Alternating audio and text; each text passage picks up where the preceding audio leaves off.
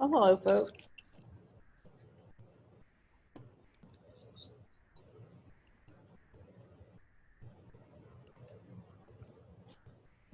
How was everyone's election day off? Terrible. Terrible. Yes. Why? I went downtown at I got there at 8 o'clock. And I had to stay there until 9. Yeah. So that sucked. Yeah. All of King Street is like boarded up. Really? Yeah. Are they expecting riots and stuff? Yep. I just sort of feel. I No don't know. matter what the outcome is, people are expecting riots. So like it was kind of weird because I was walking to like the Lower King Starbucks and like about to get hit by a bunch of like plywood and like metal things that go over the windows. What in the world? I just feel like we should be past the whole rioting thing by now. Like it didn't do any good before, and it's not the way to go about things. Exactly. Like what's the good thing about rioting? Like don't overreact. Yeah. And like either way, someone's going to win. I'm very frustrated that we don't know who already, but it could still go either way. But like life will carry on.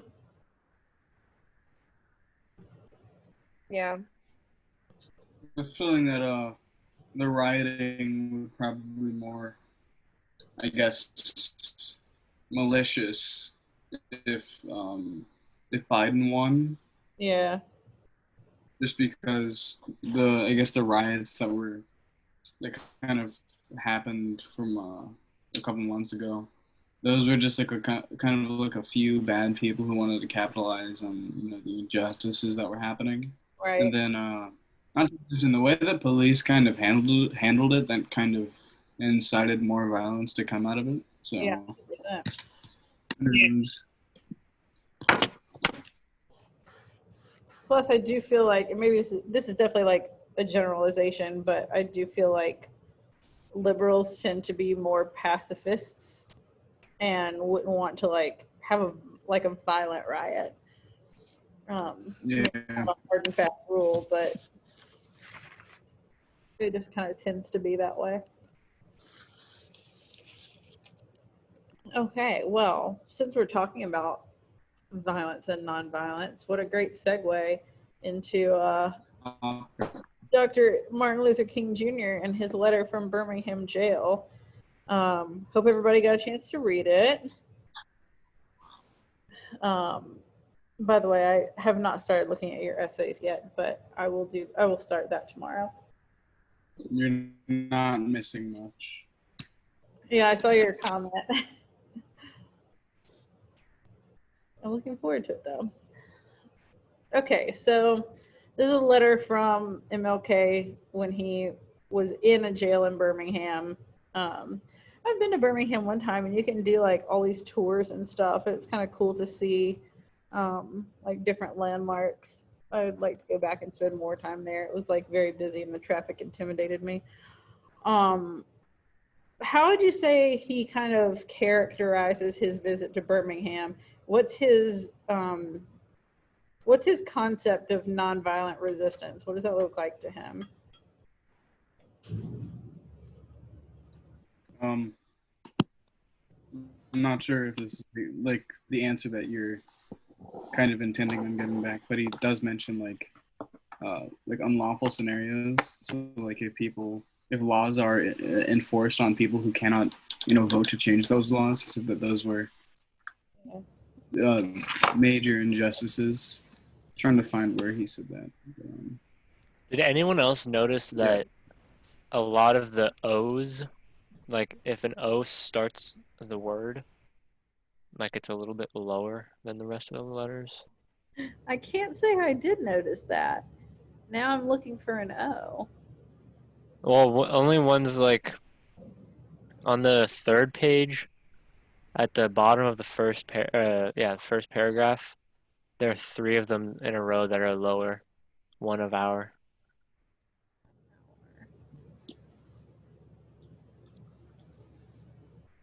I Maybe. suppose Wait, was our. Wait. Okay. Oh, hold on. Maybe not. What the frick? I Like, swear. Oh no! If you I don't. what? I'm looking at like only politically, and it doesn't seem to be lower. If you highlight a letter, it like gets pushed down.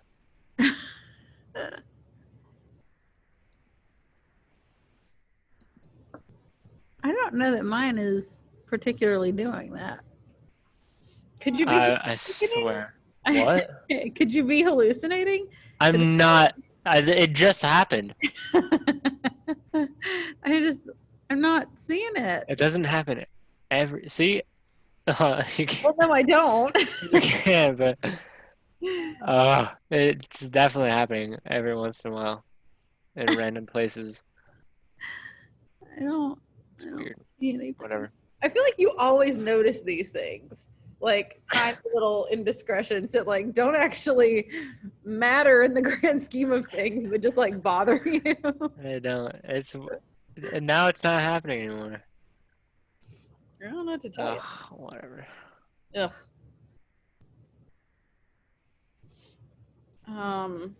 Oh, hey, by the way, I'm gonna send out an email to seniors later, but Julius, you're in the first ever three-way tie for most musical Yes. with Sterling and Corey, which I think those are all great Sterling. choices. Yeah, Sterling. Interesting. And Isaiah, you won friendliest. Nice. I think that's so great. What did I win? Y'all are the first people to know. I'll send out all the other winners in a little bit. How do you deal with ties? I'm just gonna give it to all three of you. I've never What? had a tie before, Okay. so Do a coin flip. Have them do like a three-way rock paper scissors. I feel No. like it's fine especially for most musical, because I kind of feel like that highlights what our school's all about. And if we have such good musicians that we can't decide, let's just give it to all three of you. That's a good point. Good job. Thank you.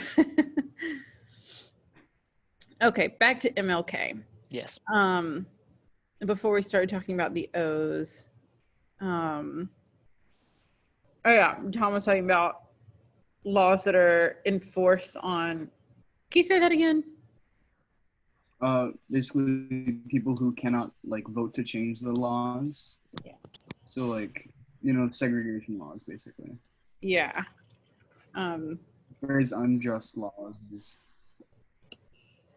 Yes. the quote that he uses, I'm referencing mostly, is let us consider a more concrete example of just and unjust laws. An unjust law is a code that a numerical or power majority group compels a minority group to obey, but does not make binding on itself. Interesting. Yeah. I feel like that is still super relevant today. He also said, find it, but when he's talking about like the just and unjust laws, which like it's kind of, it should be an oxymoron to call something an unjust law, because law and justice are meant to go hand in hand, but they oftentimes don't. But he was talking about how, where's this? A just law is a man-made code that squares with the moral law or the law of God. An unjust law is a code that is out of harmony with the moral law. And I kind of just think of that as being like, if you know about a law and it like doesn't sit right with you, like it doesn't feel just, then that's probably not a good law. And I kind of feel like, I mean, most of this is about segregation, and that's a huge one. Like, if all people are created equal, segregation shouldn't exist. And it does feel like there's some sort of moral dissonance there. Any other thoughts on that? His concept of nonviolent resistance, any quotes that stuck out to y'all or anything? I like whenever he started comparing it to like or like making references to how um, he backs that claim off where he's going on about like how what Hitler was doing was illegal, and then the people who were disobeying him, they were illegal, and then he compares it to like Jesus Christ, you know, being fun because I literally just read it. Something about Jesus being killed, and then something about Socrates kind of being cast aside because he was a prominent philosopher. Oh yeah, that's towards the beginning. I think it is. Yeah.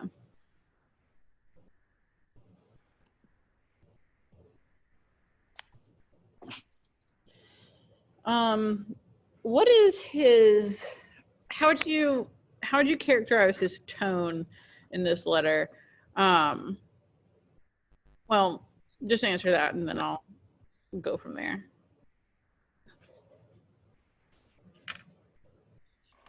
He looks on the person that he's talking to, kind of disappointingly. Does that make sense? Yeah, like he's disappointed in the people he's talking to. Is that what you're saying? Yeah. Okay. Yeah, and it kind of feels like a lecturing tone, Mm-hmm. sort of like he's like teaching this person about all this stuff. Yeah, I definitely agree with that. Do you think that's effective? Is that the best tone he could have taken, or would you have thought another way would be more effective? I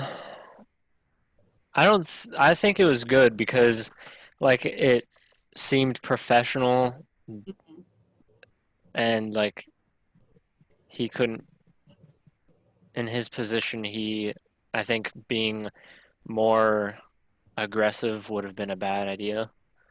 Yeah. So I think it was definitely probably the best way you could go about it. Yeah, I think it's effective too because I think he could be more aggressive than this, particularly because of the situation he's in, and like he feels like so much injustice has been done. But I think, like you said, that would be a bad approach and probably wouldn't reach as many people or wouldn't make as many people sympathetic to his cause. Yeah.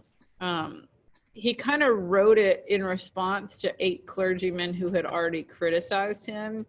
Do you think that knowing that, like, does that play into his tone?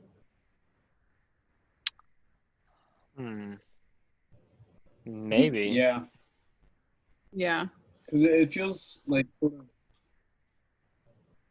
like passive aggressive in a way. Like it's like trying to explain like the obvious. If that doesn't make sense. I see that a little bit. Yeah. Because he's like, it goes back into like the disappointing thing where he's like, I can't believe I have to spell this out for you, Yeah. but racism is bad. Yeah, that's basically the summary of this. Yeah. I can't believe I have to spell this out for you, but racism is bad. I feel like I've probably said that to somebody in the last year.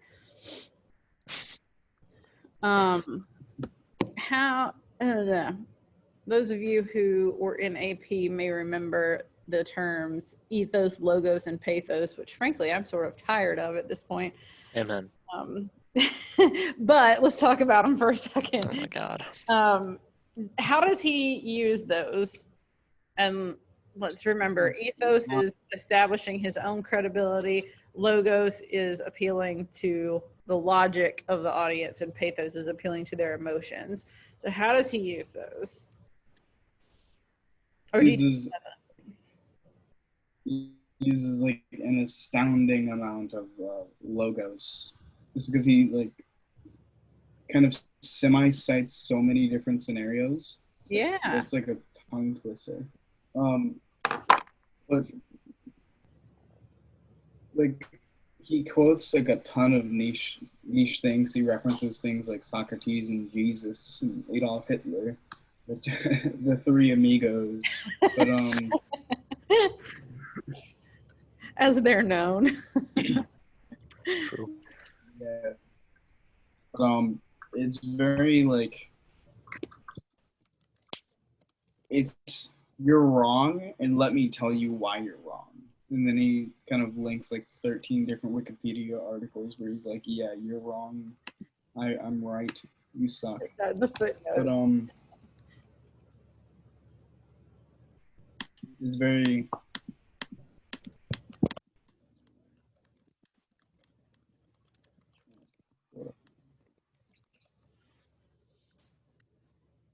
someone else can talk. A lot of logos, and I like that you said that because I don't know that logos would have been the one to like immediately jump out at me, but you're absolutely right. He uses a ton of it.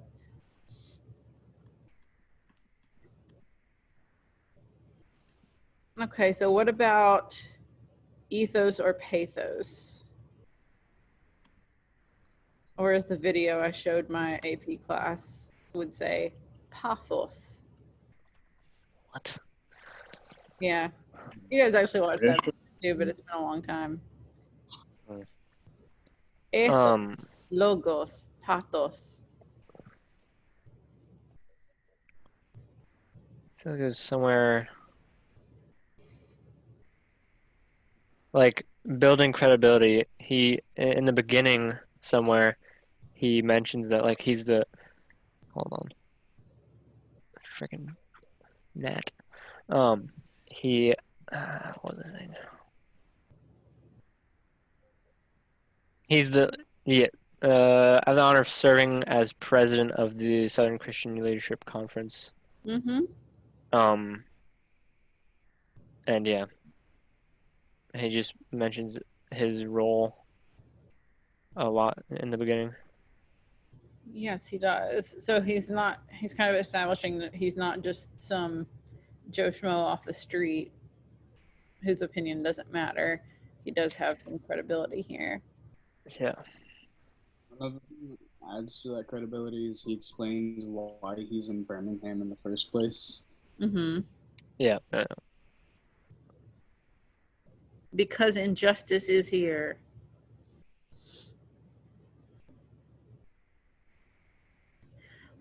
Okay, well then the last one it would be pathos. How? I think it's really not. Sorry for interrupting. But, No, you're fine. I think it's kind of something that is just kind of built on its own. Mm-hmm. Whenever you're reading this, it doesn't really, as far as I have looked at on the surface, I don't really see too much that is like feel bad for me. Right. Actually, no. Well, kind of. He doesn't build sympathy for himself, Mm-hmm. but for the situation that he's in that he's trying to prevent. He is like. Actually, there's one paragraph that I'm reading right now where a 5-year-old asks, "Dad, why do white people treat colored people so meanly?"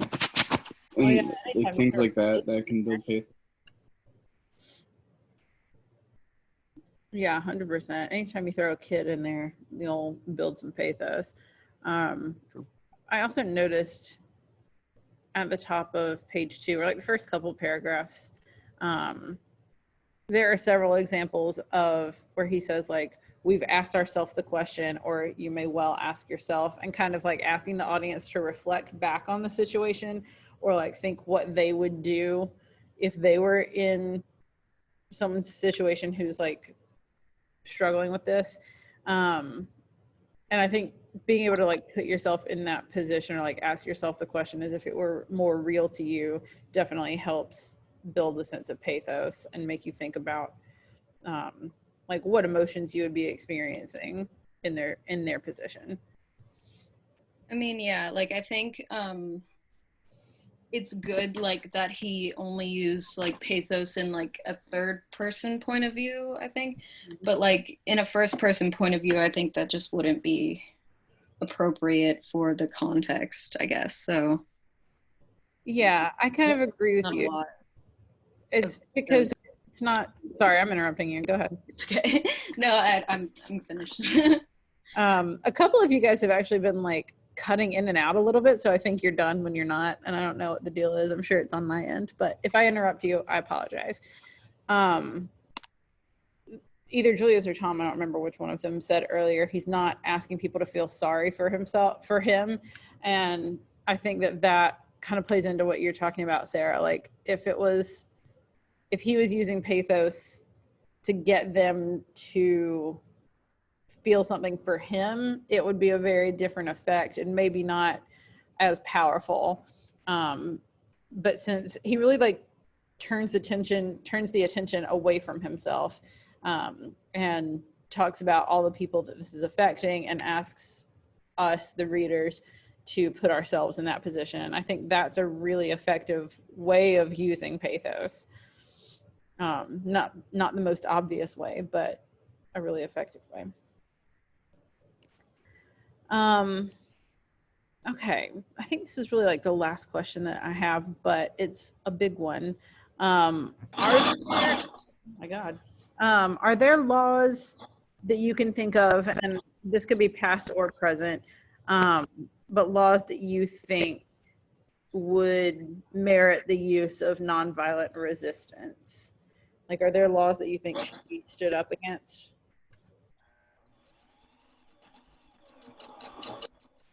Someone's That sewing? kind of- That did sound like a sewing machine. I'm making a scarf right now. Sorry. What? Um, I didn't know you were so crafty. God. world class. Anyways, I think anything that deals with people who are both under 18 and or I guess like women's rights, that's a big one that does deserve some merit whenever it comes to I guess things like protesting. Mm-hmm. Because like Roe versus Wade, that's one kind Yeah, it's a big one. of yeah. And I kind But of sort of feel like on both sides of it. Oh shoot.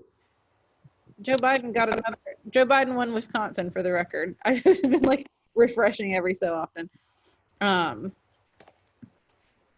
Madison, the question was, what laws do you think, if any, past or present, are worth standing up against and like would merit the use of nonviolent resistance?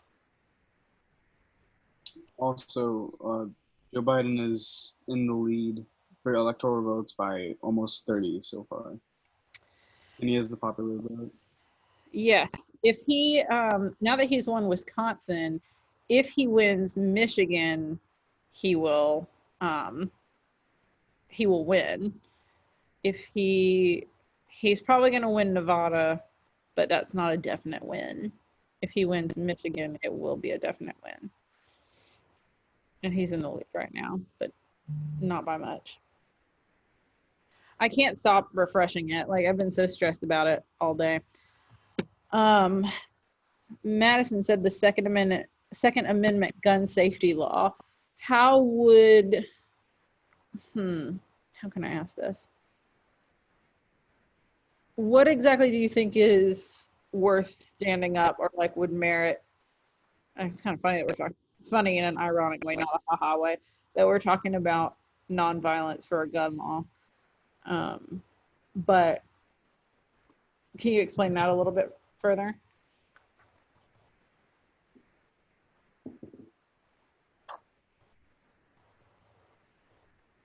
Very well put. She could be typing. But while she's typing, if you want to say more about the women's rights Roe v. Wade stuff, I kind of interrupted about Joe Biden.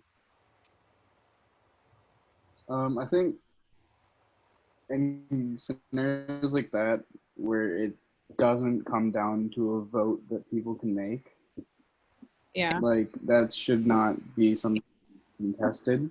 Obviously, if it's like something absurd, then yeah, that should be. I don't know what I'm saying. Hold on, I gotta think before I talk.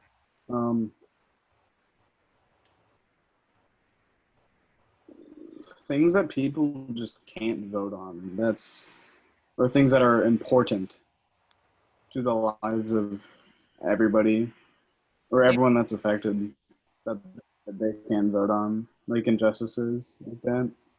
That's always really something that people should kind of speak out against.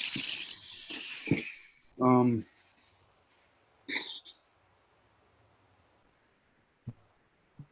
that's all I can think of. No, that's good. Also, things like actually, also things that, or like amendments, like free speech that should not like if somebody's trying to censor your free speech, then that's something that you should vocally protest. Yeah, agreed. Free speech is like kind of a funny one because people use it as an excuse so often for like spouting terrible things and just chalking it up to like, well, I have free speech, I can say whatever I want. And you can for the most part. You just have to be like ready to deal with the consequences of it and like how you make people feel. I hear that But sound Sarah, again. It keeps unmuting itself. I'm sorry, guys. Oh, that's okay. Are you actually sewing? Yeah, I'm making a mask. Oh my gosh. Julius, that was an incredible call. Hey, what can I say? What can I say? I'm musical. That's true. You're one of the 3 most musical seniors. For the record, you were very close to winning Best Sense of Humor as well. That was a 4-way tie for a little while. Who won? I'm so upset about it, but Bryce Tomlin. Oh my God! Oh, sorry. I did not. God dang it. I'm so upset. Me too. utilize your power, censor the votes, make it a lesson. I know. I thought about it, but eventually I was like, oh no, it's whoever they vote for. It's fine. It was a tie for a long time between you and Bryce and Corey. Who broke the tie? Troy Green. Bryce. Are you joking me? Mm-mm. You're not kidding? No, I'm pretty sure because he was the last person to vote. Tom, we gotta beat him up. A couple of ties before he stepped in, but he didn't break the musical tie. I thought he might. Can you repeat that? Me? Yeah. What did you say to me? Oh, we gotta beat him up. Yeah, we're just gonna beat him up. We'll jump him on Monday. Good luck. I've had Troy run into me before, like knock me down. He broke my toenail one time just from hugging me. So yeah, he's like Hercules. He does not know his own strength. He doesn't. I think Gino, you and me, we would not be able to take on Troy. It's true. We'd need Ian. Ian versus Troy is the battle of the Titans. I'm not gonna lie, it'd be real funny to watch. That would be terrifying. I would hate that. If it was like old-fashioned boxer type fighting where you have like padding on and stuff, I think it'd be all right. It'd be fun. I'm looking now at Madison. Go on. She said, if you were to violently fight against a gun law, that would look extremely bad. Yeah, it would, and lessen the impact or agreeability of what you're protesting for. Yeah, I agree completely with that. Like if you were protesting gun laws and you got violent about it, people would be like, well, we don't need to let them have a violent weapon then. No, yeah, it's a smart response.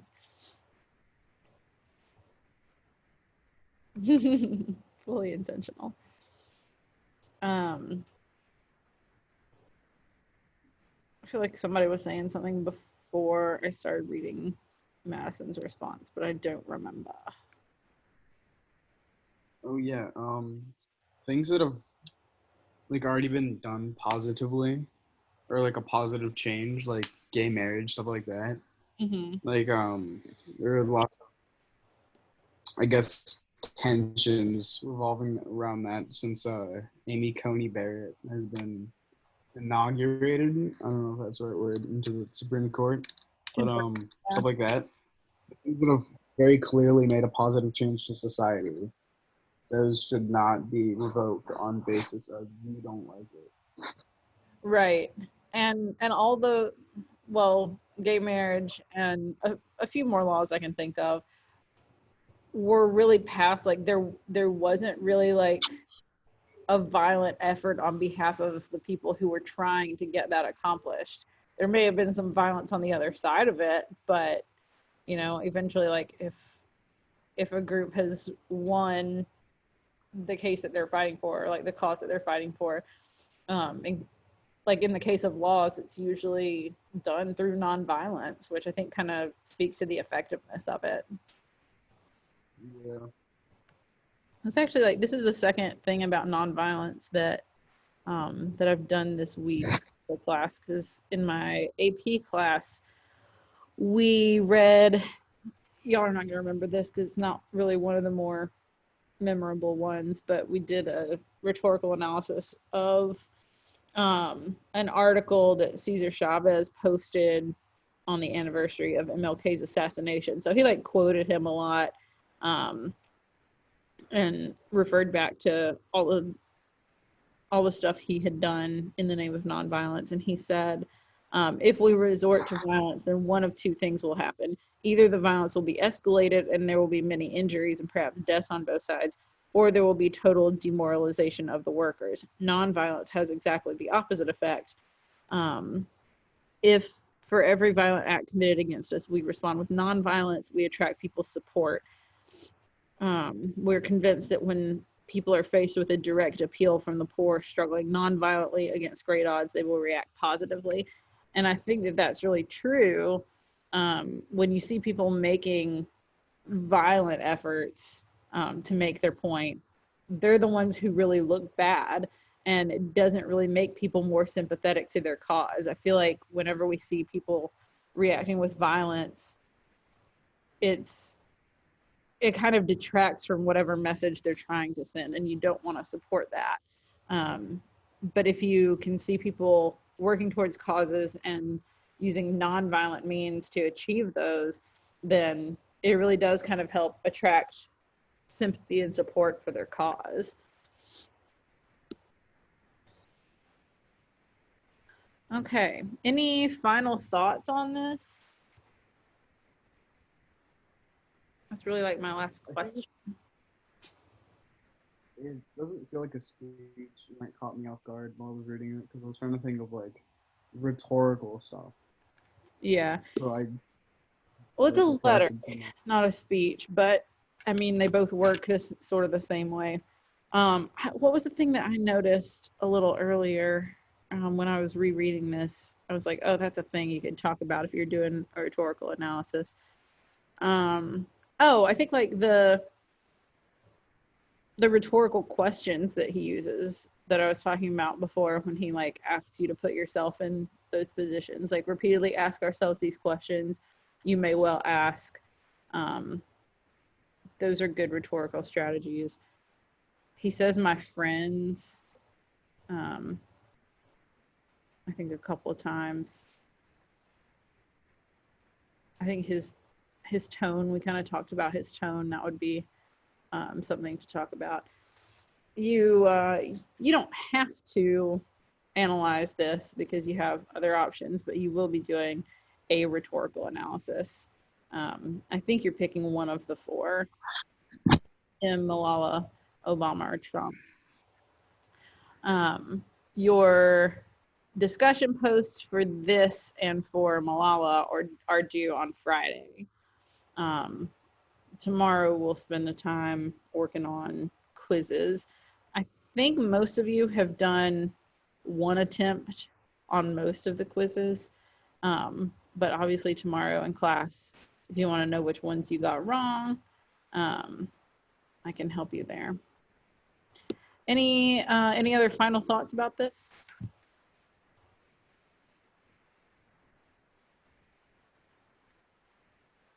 Cool.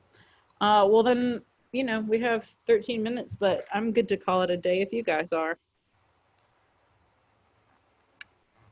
I sure am. Okie doke. Sounds Well- good. Sounds good. Sounds good. Sounds good. Thank you. In that case, I'll let you guys go and I'll go send out this letter about all of our fantastic seniors who have won their superlatives. Okay, see you guys tomorrow. Bye bye.